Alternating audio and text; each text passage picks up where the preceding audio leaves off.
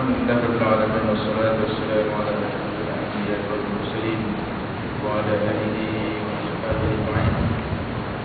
Alhamdulillahi nahmaduhu wa nasta'inuhu wa na'udzu billahi min shururi anfusina wa min sayyiati a'malina.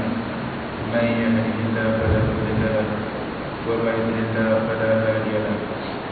Asyhadu an la ilaha illallah wa asyhadu anna Muhammadan abduhu wa rasuluh. Ya ayuhan nas ittaqullah yusikum wa iyaya Allah qad faza muttaqun.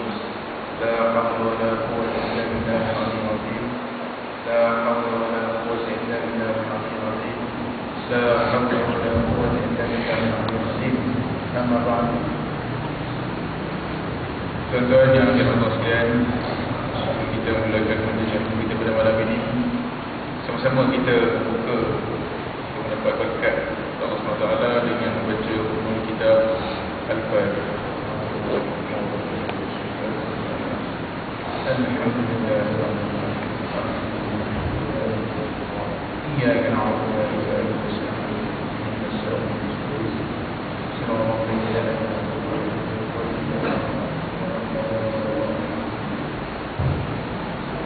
Baik, tuan-tuan, kita sambung balik pengajian kita dalam hadis 40. Jadi pada malam ini kita masuk pada tajuk tanda-tanda hadis maudhu'. Tanda-tanda hadis maudhu'.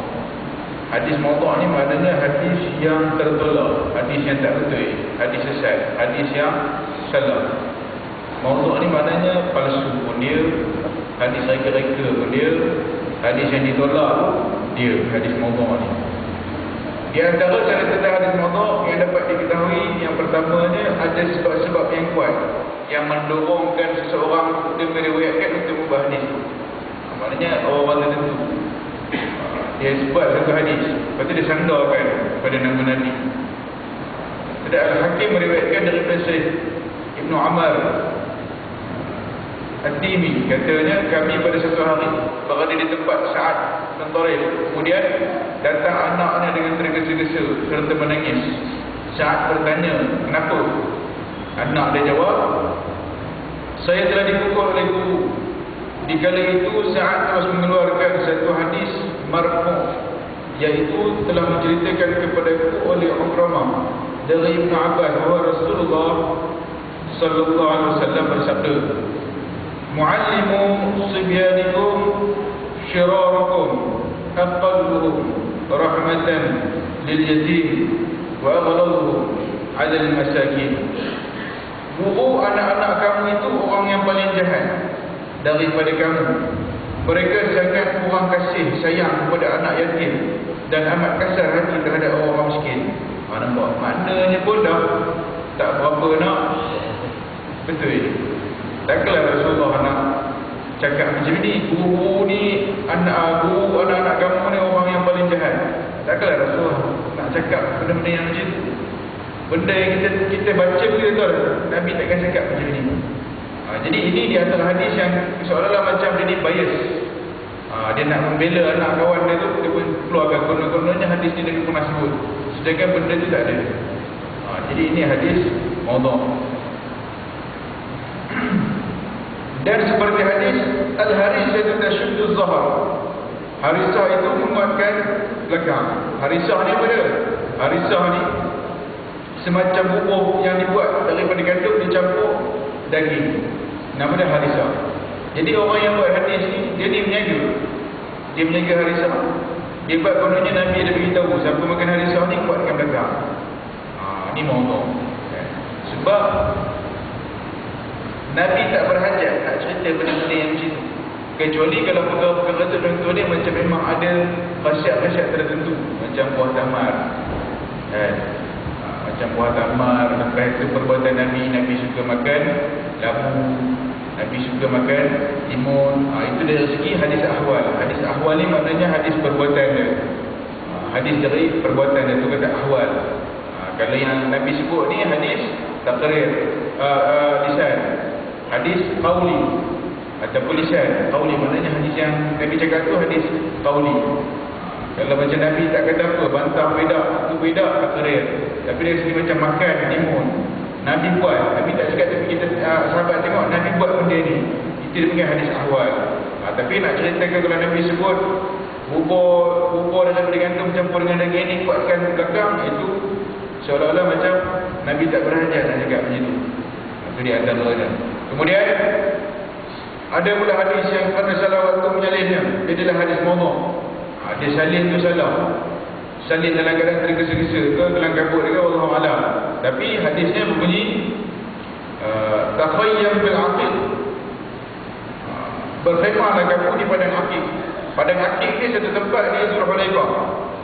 Di sana Rasulullah disuruh sahabat-sahabat ni berhenti memulakan ihram haji wida. Nama dia takhayyam bil aqiq, tempat.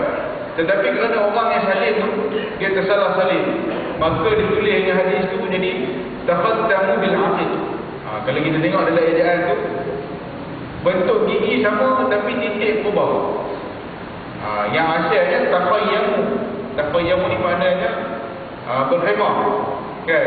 Berhenti kat situ, berkhemah, bermalam. Tapi dia pun orang yang salin ni dia tersalah titik. Dia tahu taqaddamu. Bila taqaddamu bil aqiq, maksud dia bercincinlah dengan batu aqiq. Dia jadi bercincin pula. Asalnya cerita lain. Sama macam Quran masa mula-mula sebelum ada titik baris.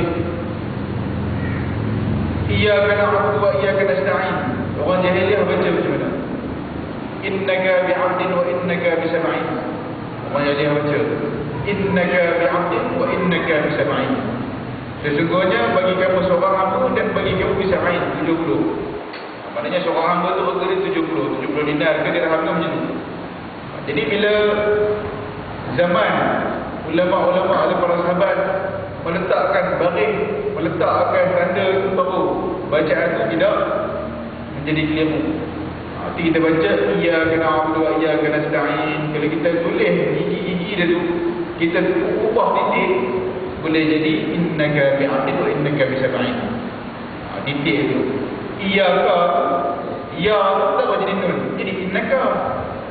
Kalau tuan dia nampak na'budu, iyyaka na'budu, tak tahu nun tu jadi apa, bi'abdin wa innaka bisab'in. Nampak? Jadi yang dalam hadis ni orang ni tersilap. Mana ketika dia menyalin, tak tahu lah kelang kabut ke tersilap dengar ke, sebab ada hadis teliti. Dalam perkara hadis ni teliti, ulama teliti, ulama hadis ni teliti. Jadi taqaddamu bil aqiq, bercincinlah kamu dengan batu aqiq. Cincin batu aqiq ni tidak ada hadis di dalam Sahih Bukhari dan Sahih Muslim, tetapi ada riwayat dari ulama dan boleh kita guna pakai.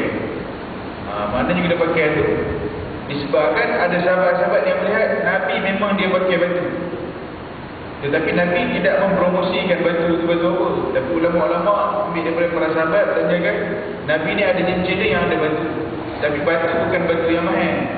Jadi istilah tu ulama kata Nabi pakai batu Al-Habsyi.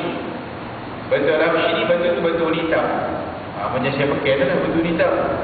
Nabi pakai batu Al-Habsyi ni batu, kalau digaji-gaji, itulah dia batu aqiq. Nabi pakai batu aqiq. Itu riwayat ulama. Walaupun Nabi tidak pernah menyebut Nabi pakai batu apa, tapi ulama katakan sahabat-sahabat tengok Nabi ni ada cincin yang Nabi pernah pakai.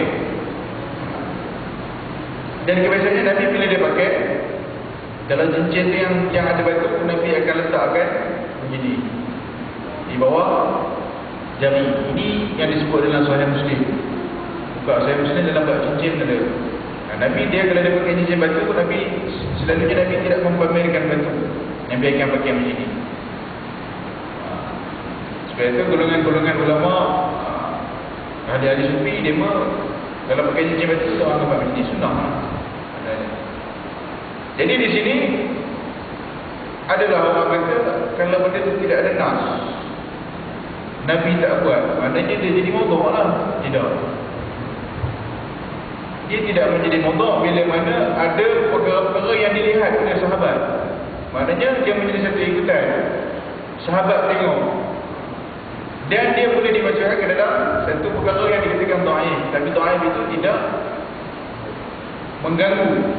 Tidak mengganggu akidah, tidak mengganggu syariat, tidak mengganggu dari segi benda-benda yang bercanggah dengan syarak. Jadi dhaif. Maudhu' benda yang Nabi tak pernah buat dan sahabat pun tak pernah tengok. Tiba-tiba orang kata Nabi pernah buat, itu maudhu'. Kan? Baik.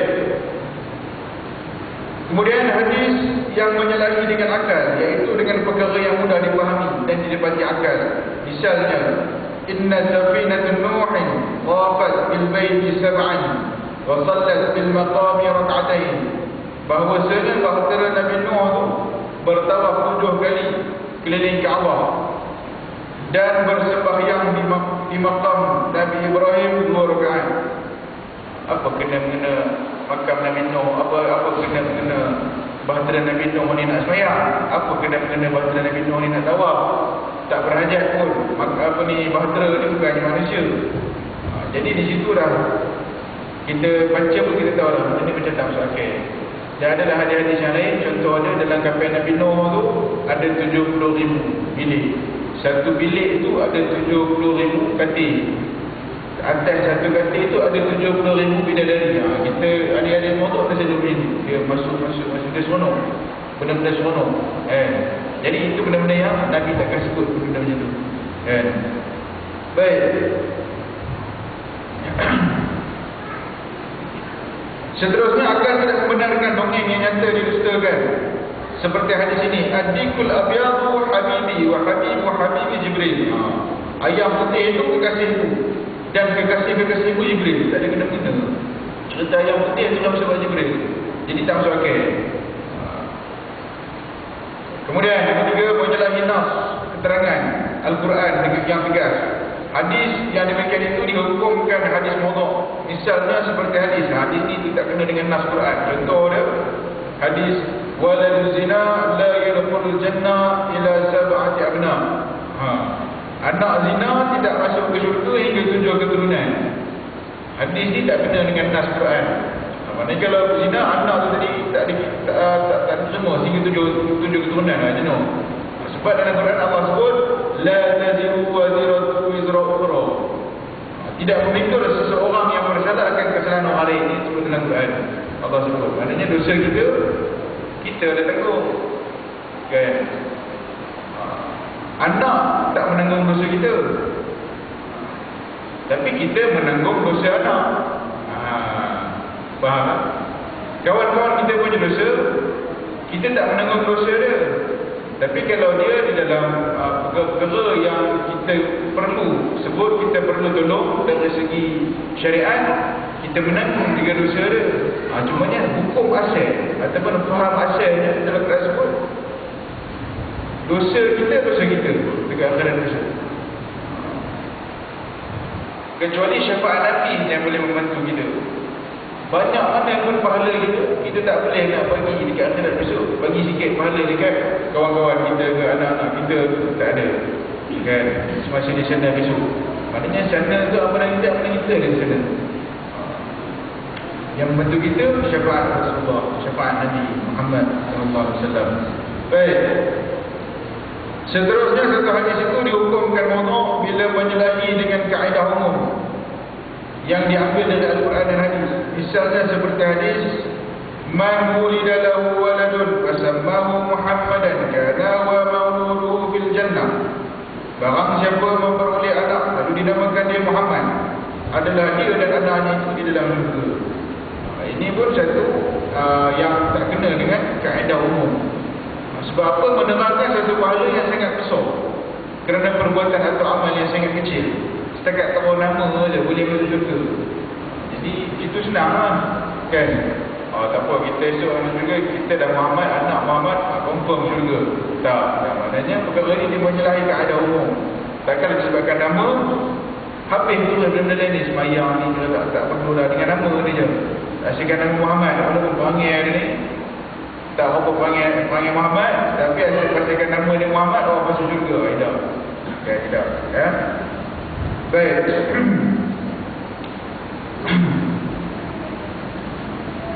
Hadis-hadis yang bersifat macam ni, dia kata yang selalu diadakan oleh ahli-ahli riwayah untuk menggemarkan dan menakutkan adalah kebanyakan maudhu' atau palsu. Maknanya hadis-hadis ini biasanya digunakan oleh ahli-ahli riwayah. Ahli-ahli riwayah ni apa dia? Iaitu orang-orang tasawuf yang keliru. Orang tasawuf yang keliru. Jadi ini pendapat ulama hadis. Ulama hadis ni lema ni straight. Tetapi Imam Nawawi dia membahaskan pula ulama-ulama tasawuf ni, termasuk Imam Nawawi sendiri dan Imam Ghazali, mereka ni ambil hadis-hadis yang dhaif.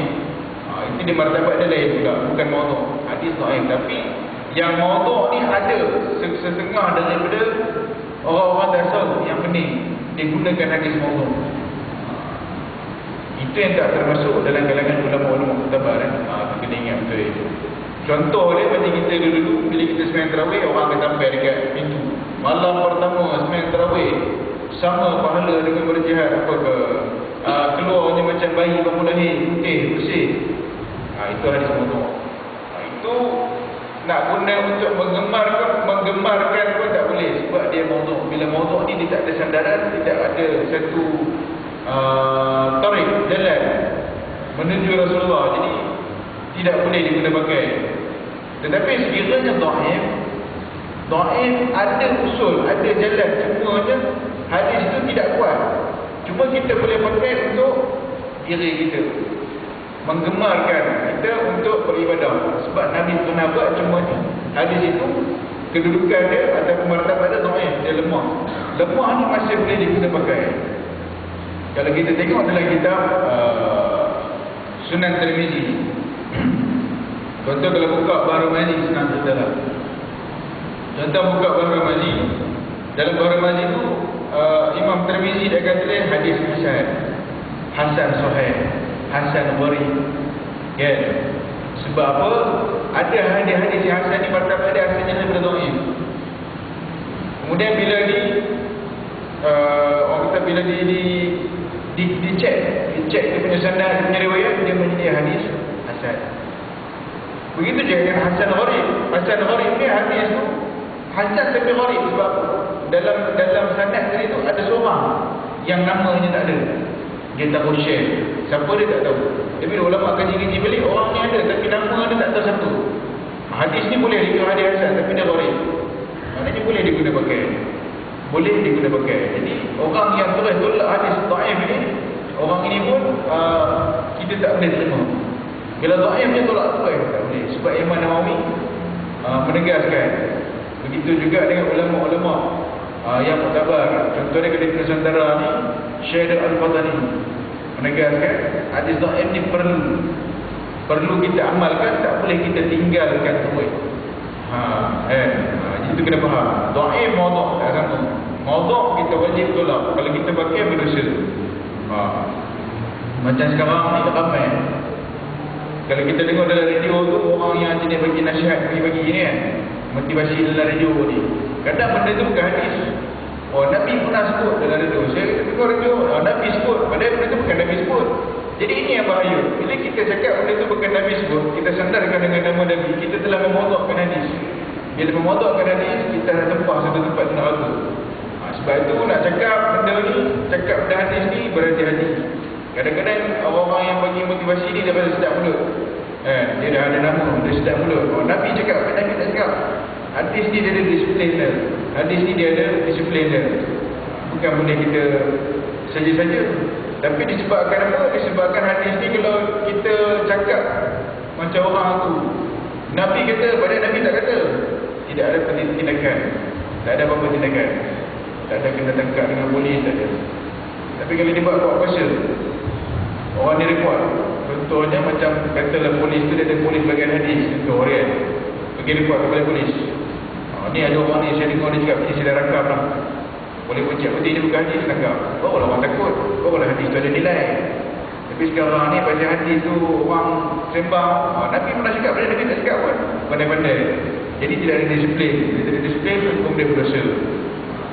Kita kalau macam kita sultan, kita tak boleh nak cakap sembarangan kan. Sebab kita takut dia ada penguasaan.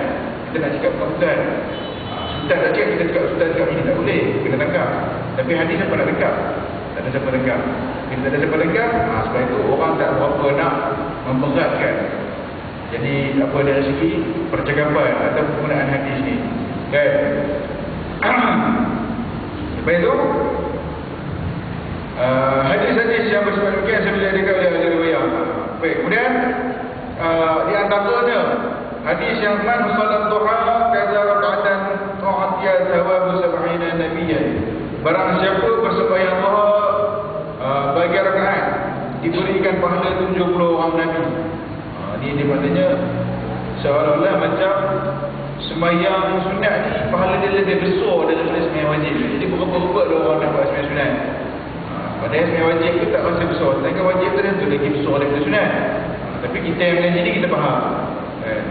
Memang ada perkara-perkara sunat yang diseru, yang dituntut untuk dibuat bagus sebab tak boleh ditinggalkan. Kalau kita tengok dia lagi kita jauhi. Kita jauhi lah, kita arah ni kita jangan baca kan. Jangan baca ni kita tak reti baca. Kita orang Melayu ni. Tapi kita orang Melayu Nusantara ni dulu kita ni disogok atau dilidahkan lagi kita jauhi yang dikam oleh ulama-ulama Nusantara. Buka dalam kita beka. Nabi kata di antaranya yang disebut macam sembahyang duha ni. Sembahyang duha ni dengan sembahyang tarawih dia punya level dia sama. Dua sembahyang sunat yang dituntut untuk sembahyang berjemaah. Sembahyang duha dan sembahyang tarawih. Sembahyang tarawih boleh ditambah berapa bilangan? Sehingga 20 rakaat. Sembahyang duha sekurang-kurangnya 2 rakaat dan seelok-eloknya 8. Ada ulama buat 13 lebih sembahyang duha kan. Tapi kita biasa buat 2. Tapi sebabkan benda ni tak semua orang amalkan. Kita lebih kepada sembahyang tarawih. Tapi berdosa ke tak amal? Tak berdosa. Tapi seelok-eloknya buat. Sebab tu ulama-ulama kadang-kadang dia ambil ada sebab ni perlu untuk menggemarkan orang. Tapi kalau macam hadis tu tidak ada usul, maknanya tidak ada dia punya ni, maknanya tergantung ataupun tak ada usul lah, senang cakap tak jumpa punca. Jadi ini kita kena tolak, tak boleh pakai. Dia dikira monok. Man qala la ilaha illallah wa khalaqa Allah tahiran lahu 70,000 lisanin likulli lisanin 70,000 lughatin yastaghfiruna lahu. Barang siapa membaca la ilaha illallah dan secaya dijadikan Allah baginya seekor burung yang mempunyai 70,000 lidah. Bagi tiap-tiap lidah mempunyai 70,000 bahasa yang memohonkan ampun baginya. Nampak? Hadis ini tidaklah benar dan dihukumkan maudhu'. Maknanya maudhu' lah. Dia ada kira-kira kat situ kan. Macam kita cerita tadi tu. Demikian pula hadis yang menerangkan keadaan keutamaan dan kesialan sesuatu hari seperti hadis Yaumul Arba'ah, Yaumul Arbi'ah, Yaumul Nahsin Mustamirin. Hari Rabu hari sial yang berkekalan. Mana ada sial? Hadis yang sahih yang biasa kita baca, kita selalu dengar, la adwa wala ziyarata wala hamata wala safara wa firru minal majzum kama tufirru minal asadi. Itu hadis sekolah menengah. Mengaji sekolah menengah adalah hadis dia. La adwa wala ziyarata wala hamata wala safara. Tak ada sial kata Nabi. Wala ziyarata, tak ada sial, tak ada burung hantu. Wala safara, tak ada bulan safar. Macam apa? Sial tak ada. Kemudian dulu-dulu orang jalan dia orang suka tasya'um. Tasya'um ni percaya pada burung-burung, burung hantu. Kalau kita orang Melayu ni burung gagak. Duduk-duduk dekat rumah burung gagak, main dekat atas burung. Oh, ada orang meninggal ni. Benda tu kebetulan. Kebetulan jadi. Tapi kita percaya benda tu bercakap dengan hadis tadi. La adwa wa la ziyarata wa la hamata wa la safara. Kebiasaannya benda-benda tu berlaku secara kebetulan dan biasanya jadi. Macam burung gagak saja. Burung gagak. Tengok je burung gagak kat atas rumah, kat tepi rumah main, ada orang meninggal. Itu sebenarnya budaya orang jahiliah. Kemudian bulan Safar. Dulu di tanah Melayu ni diamalkan mandi Safar. Mandi Safar ni mandi tolak bala. Jadi ini amalan jahiliah. Tak ada. Benda tu tak ada. Jadi bila lama-lama tu lama-lama ramai timbul di Nusantara ni. Jadi perkara yang berapa ini telah menghapuskan. Apa perlunya untuk ditolak bala ni? Tak perlu. Tak ada. Sebab ini semua pengaruh daripada jahiliah, pengaruh daripada agama Hindu. Agama Hindu. Baik. Lepas itu ada tadi wa firru min al-majzum kama tufirru min al-asadi. Cuma Nabi pesan, larilah kamu daripada penyakit kusta seperti mereka lari dari sini. Itu Nabi pesan. Penyakit kusta ni kalau ada jangan dekat. Penyakit kusta ni kuman dia tu, bukannya penyakit tu penyakit. Kuman dia tu bahaya. Jadi Nabi kita lari dari sini. Maknanya kita jauh daripada penyakit kusta. Maknanya kalau punca kusta ni apa dia? Buat benda-benda begini akan menyebabkan punca kusta. Jadi jauhkan diri daripada melakukan perkara yang memberi punca kepada penyakit seperti kusta. Kena faham hadis kan. Orang kata penyakit ni tak penyakit, betul. Nabi kata penyakit ni tak penyakit. Tapi yang penyakit bukan penyakit, yang penyakit tu kuman. Kuman tu dia boleh pergi dekat kita. Jangan pula kita ni Nurul Ibnau bila dah kena hadis tak betul lah. Kata tak penyakit ni awak dah kena sikit mata tu. Penyakit ke? Yang penyakit tu kuman. Dia kalau penyakit ni macam ni. Saya ada kudis tumpuk atas tangan. Penyakit tu hilang tangan saya pergi tangan tuan. Penyakit, mana ada penyakit macam tu? Maknanya dia pergi ke sana, kat sini hilang. Bawa dia kata tak ada, memang tak boleh dalam benda tu. Tapi kuman dia ada. Kecuali kalau kita ni betul-betul, maknanya kita yakin dengan Allah Ta'ala. Itu cerita lain. Baik hal lain tuan. Tapi asalnya penyakit ni tak penyakit. Dia punya bahan tu panjang.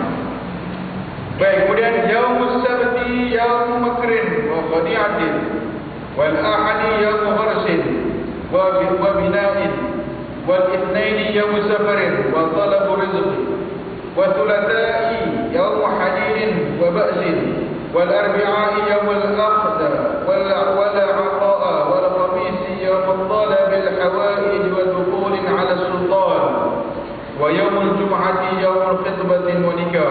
Ini lagi lah. Hari Sabtu hari curang dan tipu. Makrin wa khadi'atin. Hari Sabtu ni hari curang dan tipu. Wal ahadi yaumul gharsin wa bina'in. Dan hari Ahad hari bercucuk tanam dan membina atau mendirikan rumah dan sebagainya. Dia bagi pula hari-hari. Wal ithnaini yaumul safarin wa talabur rizq. Dan hari Isnin ni hari musafir, hari berjalan dan mencari rezeki.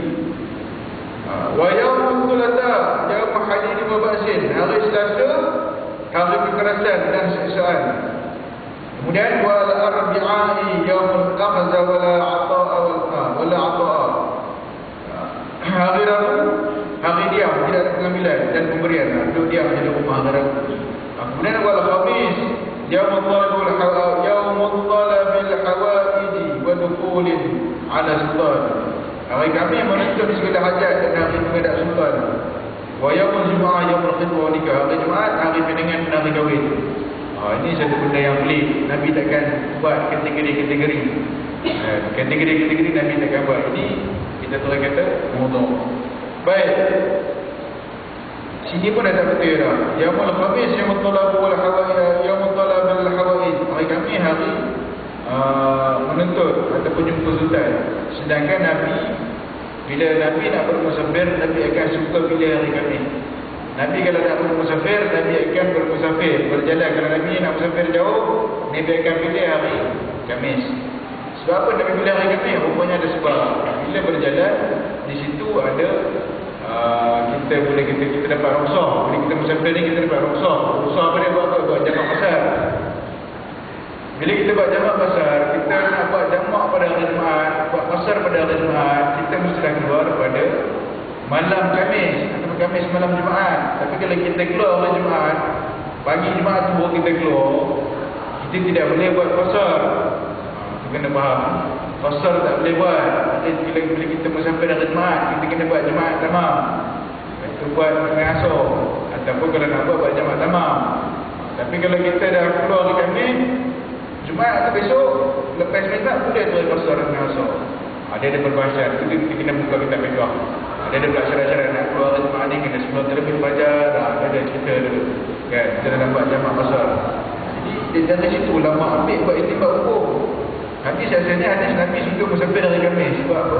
Hadis tu yang ulama-ulama ambil nak istinbat hukum, dapat hukum. Punya hukum buat kasar ni mesti faham itu sedikit kan. Baik. Hukum meriwayatkan hadis maudhu'. Hadis tidak boleh diambilkan walaupun dengan maksud baik pada agama. Kita buat satu kata-kata kita kononnya sedap lah, nak bagi semangat pada orang, tapi dan Nabi, sedangkan Nabi tak kata. Hukum dia haram, tak boleh. Dan walaupun nak buat benda baik pada agama, kita tak boleh merekakan sesuatu perkataan itu mensandarkan kepada Nabi. Orang yang mengadakannya dianggap orang yang berdusta terhadap Rasulullah. Dan orang yang menggunakan nama baginda dengan mengadakan hadis itu akan dimasukkan ke dalam neraka. Rasulullah sallallahu alaihi wasallam bersabda menurut riwayat Muslim, dalam Sahih Muslim, dalam riwayat Muslim dari Ali bin Ali, la takdzibu alayya fa innahu man yakdzibu alayya yali jinnar. Nabi kata, janganlah kamu berdusta atas namaku, kerana bahawa saja barang siapa yang berdusta atas namaku, masuklah dia ke dalam neraka. Jadi hadis maudhu' ni tak boleh dibuat main. Berpegang dengan hadis maudhu' pun tak boleh. Sebab itu kalau kita tak tahu, kita kena tanya orang yang tahu. Kita dengar contoh satu kumpulan orang keluarkan, kita tak pernah jumpa hukum tu. Tiba-tiba ada pula, rupanya hadis ni ada disimpan lama, sekarang ni baru dikeluarkan. Rupanya hadis ni sebenarnya kita ni kena sebenarnya sehari 7 waktu, tapi selama ni kita buat 5. Rupanya hadis ni disimpan oleh sekian-sekian orang. Ini tipu.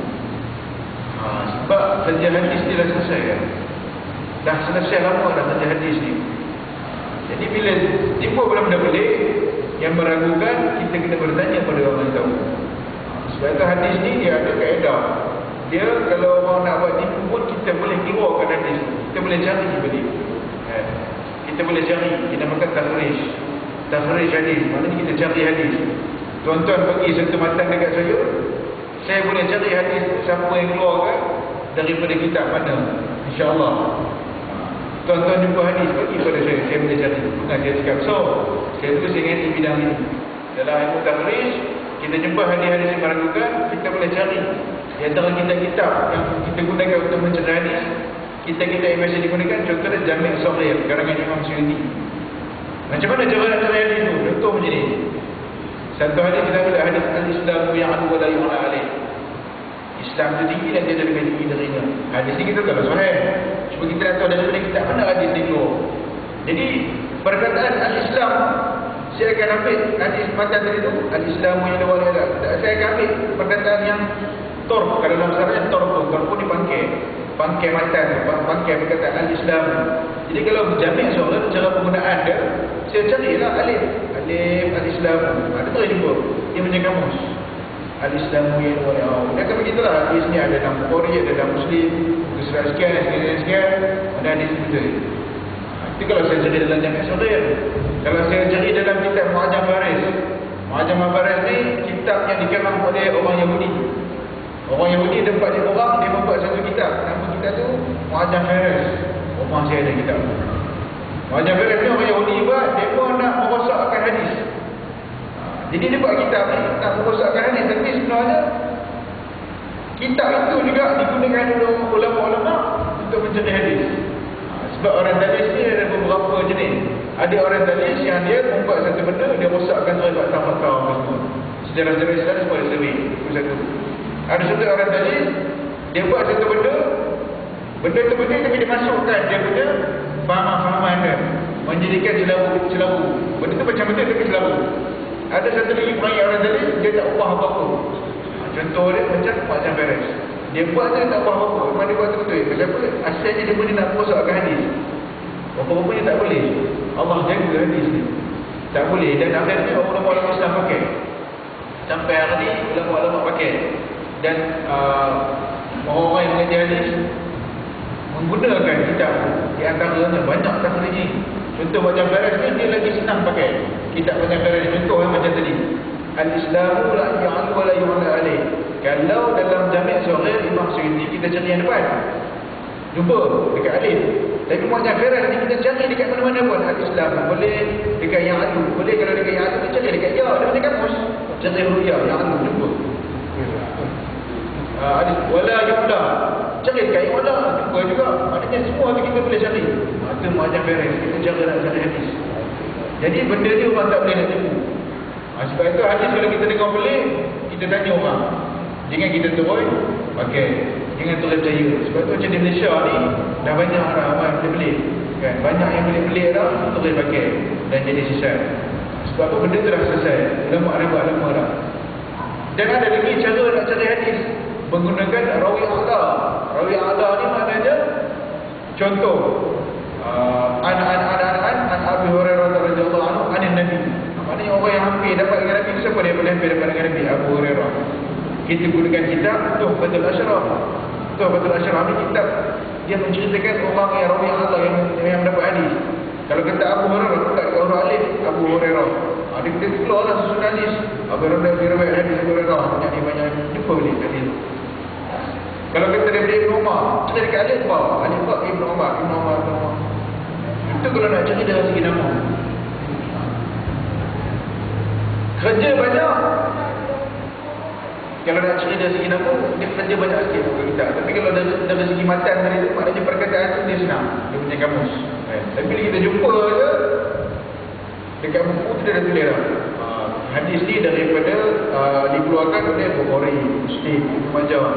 Bukhari muka surat berapa? Muslim muka surat berapa? Senang. Jadi orang nak memalsukan hadis ni susah. Sampai hari kiamat akan ada orang akan jaga hadis ni. Abad motor hadis ni ada orang akan jaga. Jadi kita tak perlu risau.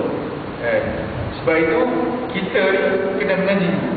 Paling kurang kita kena ambil tahu. Baik. Kita masuk pada riwayat ringkas imam-imam hadis yang termasyhur. Yang pertama, Imam Bukhari.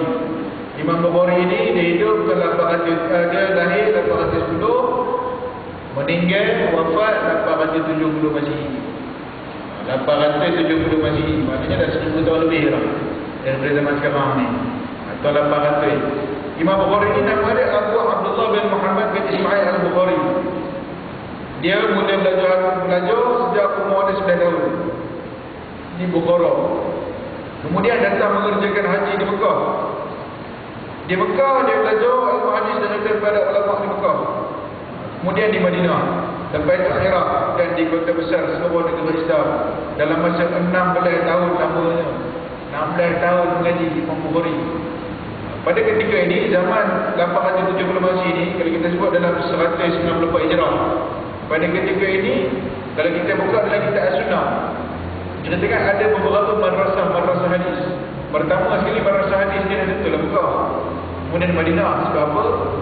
Lepas Nabi wafat, yang memegang amanah ataupun yang memegang hadis-hadis ni dari kalangan sahabat-sahabat dan tabi'in yang pada ketika itu berada di Mekah dan Madinah. Madrasah hadis yang pertama Mekah, lepas itu Madinah. Madrasah hadis maknanya sekolah, maknanya kita pengajaran ni, pengambilan hadis ni yang pertama. Jadi daripada situ dia berkembang pergi Iraq. Sebab zaman-zaman tabi'in dah banyak lah ulama-ulama ni di Pantai Barat. Jadi ada setengah hadis madrasahnya di Iraq. Ada yang induknya di Madinah. Dan selepas itu madrasah Mas atau Mesir. Dalam level bawah pengajian hadis ni kena pergi Mesir. Kemudian pada zaman-zaman akhir zaman Pemerintahan Abbasiyah berlaku peperangan kecil-kecilan dan sebagainya. Jadi ulama-ulama ni berpindah ke satu tempat sehingga kan akhir sekali. Kira akhir dah. Orang kata penempatan hadis yang terkemuka ni akhir sekali di India. Sebab di India banyak lagi bukan perawi orang yang memegang sanad-sanad hadis di India. Bukan perawi perawi dah selesai lah. Jangan kita faham perawi pula, periwayat tak ada dah. Maknanya orang yang mendapat sanad-sanad dari segi kita besar ulama-ulama tabak ni last sekali di India. Sebab ni India dia ada madrasah hadis. India sebab di India tu banyak lagi Maulana ni, kita sebut Maulana ni kita tabligh kan, tapi dah share tu maknanya Maulana hadis ni ramai lagi di India. India ni masih lagi sampai sekarang. Sebab itu di antara kalau kita tengok ulama-ulama yang keluar daripada India ni, mereka ni mahir dalam bidang hadis. Kemudian menurut riwayat Imam Bukhari ini pernah belajar kepada 1000 orang guru. 1000 orang guru. Sebab Cuba kita fikir kita kan. Saya fikir dengan saya pun rasanya 100 kita sampai. Dia 1000 orang guru. 1000 orang guru untuk mendengarkan hadis sehingga terkenal. Seorang imam yang telah menghafaz berpuluh-puluh ribu hadis dengan cukup sempurna serta tahan dipuji ikut ingatan dia. Itu Imam Bukhari. Kalau dalam manaqib, kitab manaqib menjadi Imam Bukhari ni orang ni kukuh. Kulitnya sawa-sawa macam tak putih sangat. Imam Bukhari ni rambutnya lurus. Tapi reta ni banyak. Imam Bukhari ni dia banyak reta. Dan tak dicerita pula reta tu daripada mana. Tapi dia sebenarnya cerita orang kaya. Sebab dia mengambilkan berreta-reta ribu dinar untuk menyelesaikan pengajian mungkin hadis ni. Kalau tak ambil, macam mana dia nak pergi ke Baghdad? Macam mana dia nak pergi ke Madinah Mekah? Maknanya dia menginfakkan seluruh harta benda dia untuk ilmu. Dan dia pun tak berkahwin. Dia bukan tak berkahwin, tak ceritakan dia. Maknanya dia tak ada nasab, tak ada anak. Dia mengambilkan diri. Itu kita tak tahu dia kahwin tidak, tak ada nasab. Cuma Imam Nawawi ni kita tahu cerita dia kan, macam kami tak Imam Nawawi. Imam Nawawi itu ada yang kata dia pernah berkahwin, ada yang kata dia tak berkahwin. Maknanya ulama-ulama ni memang dia mengabdikan diri, cinta dia ni kepada ilmu, kepada sunnah, kepada Rasulullah SAW. Baik. Ada cerita yang menyatakan bahawa suatu Imam Bukhari datang ke Baghdad, maka ulama-ulama hadis yang terkemuka di kota itu telah berusaha menguji kekuatan ilmu dia. Mereka telah kemukakan kepada Imam Bukhari sebanyak 100 hadis yang dicampur adukkan dan dikacau bilaukan sanad dan matan. Maknanya hadis ni matan ni sini, sanad ni pergi ke sana. Dia mencampurkan satu hadis tu, dia kembalikan sanad dengan matan, faham sanad? Yang an tu katanya hadis ini, dia letak dekat hadis itu. Yang an ni katanya dekat hadis ini, tapi dia letak yang an ni di hadis itu. Maknanya dia campur aduk kan. Jadi bila dia diuji tu, maka dia keluarlah. Kalau saya yang dalam ini tak bercerita, tapi yang saya baca dalam kitab Manhaj Muhaddisin disebut dalam cerita tu, diceritakan di situ. Masa tu dibuat satu kawasan lapang atau macam dewan. Orang ni berumur. Masa Imam Bukhari dan nama dia dah tersuhur. Cumanya tak dipuji. Jadi orang kata kalau betul dia ni hebat, maknanya bukan uji itu nak menjatuhkan dia. Uji tu nak mengiktiraf dia ni. Islam dia uji tu untuk iktiraf. Maknanya ujian. Kesyaan dia ada. Jadi dipanggil dia Imam Bukhari datang. 10 orang. Seorang ulama tu 10 hadis. Jadi 10 orang kan 100 hadis. Duduk. Dia bercampur aduk kan. Dia jawab setiap seorang. Dan dia betulkan balik sanad-sanad. Dan akhirnya ulama ni semua orang ittifaq betul lah dia memang hebat. Dan dia digelar hadisin. Di Imam Bukhari. Imam Bukhari sebab apa? Dia dapat hadis dia merantau sana. Memang pada ketika itu dah ada ulama hadis. Dan ulama hadis yang dia madrasah ada di situ. Faham? Madrasah kita yang di Madinah, dia madrasah di Madinah. Tapi ada hadis yang dah dibawa oleh para tabi'in ataupun yang dibawa oleh sahabat ke contohnya ke Syam. Ke Syam ada sahabat-sahabat yang ada ke sana. Jadi dia pergi ke sana mencari cerita nanti dikumpulkan. Jadi masalah hadis dia dah selesai. Baik. Imam Bukhari mempunyai kitab sahih yang terkenal dengan nama Sahih Bukhari. Dalam kitab ini diisi dengan hadis-hadis yang sahih berlaku. Maknanya dalam kitab Sahih Bukhari ini ada lebih kurang 7,000 ke 6,000 hadis. Kemudian ada hadis yang diulang-ulang. Maknanya dalam tajuk ini hadis ni pun dia, dalam tajuk ini pun hadis tu pun dia juga. Maknanya bila hadis tu bersumber oleh kitab Sahih Bukhari. Hadis tu sahih berlaku. Jadi siapa yang mendakwa ataupun dia kata Sahih Bukhari ini kita kena tengok balik. Sahih Bukhari ini kita kena tasahih balik. Maksudnya kita kena perbetulkan balik. Orang yang kata begini ittifaq ulama, termasuk ulama-ulama Al-Azhar katakan murtad. Jadi Sahih Bukhari ini tidak boleh disangkal kecuali kalau orang tipu. Dia buat kulit Sahih Bukhari dalam hadis dia sendiri. Itu tak ada kata apa. Kalau yang kata kita boleh ni bukan. Tapi kalau Sahih Bukhari yang asli, yang nyata, yang dirujuk oleh ulama-ulama di seluruh institusi-institusi, di seluruh pondok-pondok pengajian, maka hadis Sahih Bukhari ini ada dalam kitab ni. Kalau orang tu kata Sahih Bukhari ini perlu diselenggara balik, ulama-ulama telah menghukumkan orang ini adalah murtad. berdosa. Sebab Sahih Bukhari Muslim ni selepas Quran wajib pegang Quran, dan selepas itu seolah-olah wajib kita pegang Quran hadis. Dan yang wajib pegang kitab yang dua ni, Bukhari Muslim, yang tidak disangkal lagi. Jadi itulah dari kitab yang memang dijaga, dan ada berpuluh-puluh ribu orang yang dah hafal lah kitab ni. Melayu ni mungkin ada, tapi biasanya orang Arab ni biasa. Apa yang Sahih Bukhari Muslim ni ramai dalam kalangan orang Arab ni. Ramai. Jadi benda tu dijaga, dipelihara. Kata-kata Nabi, kalam-kalam Nabi. Baik, Imam Bukhari wafat pada tahun 256 Hijrah bersamaan dengan 870 masih hidup. Pada itu usianya 62 tahun dan tidak meninggalkan anak seorang dua pun. Itu dia cerita tak ada anak. Maknanya tak tahu, mungkin dia kahwin, tapi tak ada anak. Allah Alam. Itu kita tak tahu. Itu kata Imam Bukhari. Kemudian Imam Muslim. Imam Muslim lahir 819 Masehi, meninggal 874 Masehi. Nama dia Abu Husain Muslim bin Hajjaj Ibn Muslim Al-Qushairi An-Naisaburi. Beliau seorang imam hadis yang terkemuka sesudah Imam Bukhari. Imam Muslim juga berguru kepada Imam Bukhari. Dia juga berguru kepada Imam Bukhari. Dan kitabnya yang termasyhur adalah kitab Sahih Muslim yang disusun dalam tempoh 12 tahun. 12 tahun buat kitab Imam Muslim. Imam Muslim wafat pada tahun 261 Hijrah dalam usia 57 tahun. Itu cerita ringkas tentang Imam Muslim. Imam Muslim ni dia memang tak banyak sangat cerita dia tentang ni apa semuanya. Adalah yang mengatakan dia orangnya putih.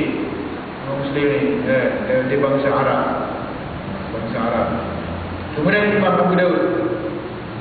Imam Abu Daud adalah Sulaiman bin Ash'ab bin Ishaq Al-Sajistani. Beliau belajar hadis daripada para ulama Iraq, Khurasan, Syam, Mesir dan lain-lain. Karangan beliau yang masyhur adalah kitab Sunan. Mengenai kitab ini, beliau berkata, aku tuliskan hadis Rasulullah sallallahu alaihi wasallam sebanyak 500,000 hadis. Kemudian aku pilih dan aku susun dalam kitab Sunan sebanyak 4,800 hadis yang sahih saja atau mendekati yang sahih. Maksudnya yang sahih saja atau yang mendekati yang sahih. Faham? Kalau sahih saja dia sahih lah. Kalau yang mendekati itu dia adalah hadis hasan, sahih, hasan, warid. Ini dia sahih. Dia tu cuma dia tak sampai tahap mutawatir, tak sampai tahap hadis marfu' dan sebagainya. Baik. Dia sahih. Itu martabat kan. Beliau terkenal sebagai seorang mujtahid. Yang antara penetapannya ialah dia dapat diqadahkan sembahyang yang ditinggalkan dengan sengaja. Ini penetapan dia. Beliau wafat di Basrah pada tahun 275 Hijrah bersamaan dengan 888 Masehi dalam usia 73 tahun. Itu Imam Abu Daud. Dan lepas itu datang pula imam yang selepas itu Imam At-Tirmizi. Nama dia Abu Isa Muhammad bin Isa At-Tirmizi. Orang Termus. Orang Tirmiz. Tirmiz ni tempat dia di selatan Iran. Tirmiz. Sebelum kedatangan Musa bin Abdullah. Musa bin Abdullah ni daripada pemerintah zaman Abbasi.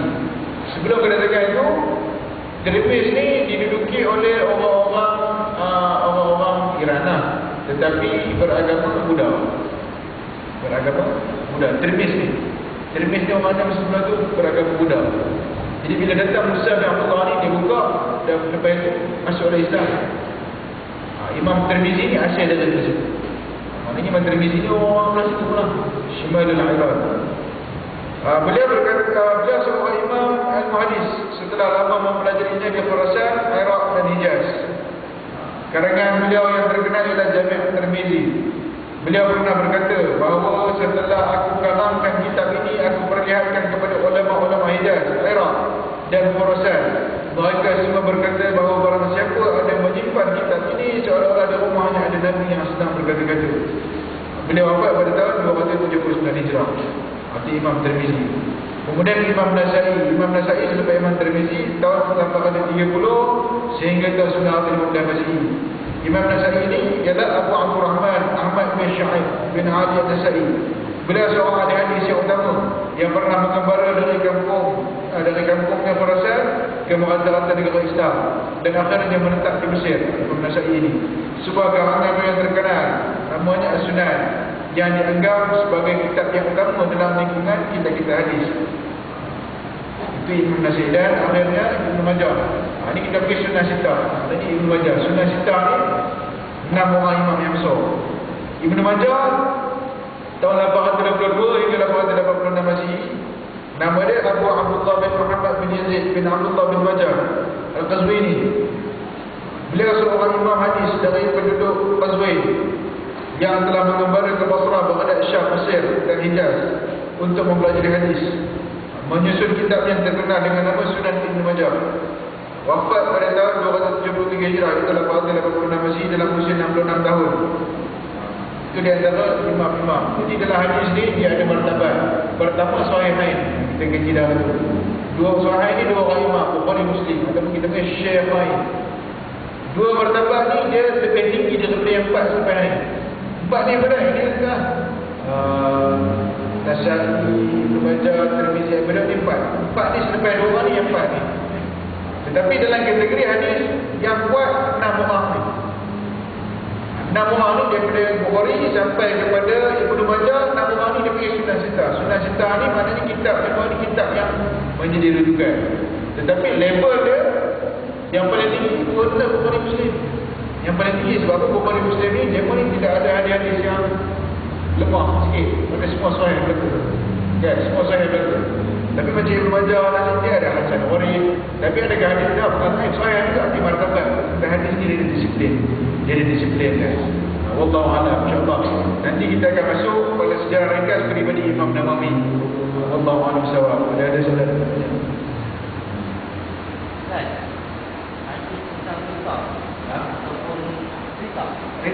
Tidak. Sebab ada cerita ni ada. Buka dalam Syama'il, dalam Rida. Dia Rida ataupun Burda ataupun Sutra. Hadis ni bukan dipotong, memang ada Nabi pakai.